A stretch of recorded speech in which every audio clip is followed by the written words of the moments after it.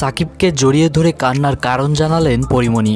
Hygienic toilet cleaning brand টাইলক্সের উদ্বোধন অনুষ্ঠানে নেট দুনিয়ায় ভাইরাল হয় চিত্রনায়ক সাকিব খান ও চিত্রনায়িকা পরীমণির জড়িয়ে ধরার একটি ভিডিও।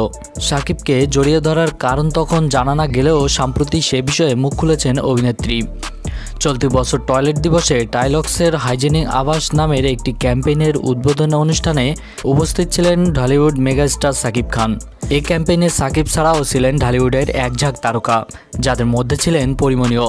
ওই অনুষ্ঠানের একটি মুহূর্তে দেখা যায় সাকিব খানকে জড়িয়ে ধরেছেন পরীমণি।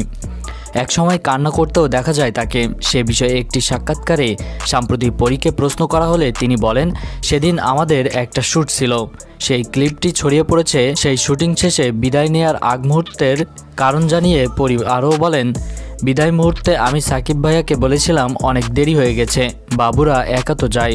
এ সময় সাকিব প্রসঙ্গে অভিনেত্রী বলেন, যখন আমার খুব বাজে সময় যাচ্ছিল, ডিভোর্স, বাচ্চা নিয়ে একাই লড়াই করছিলাম, এই সময় সাকিব ভাই আমাকে বলেছিল তুমি কথা বন্ধ করে দাও।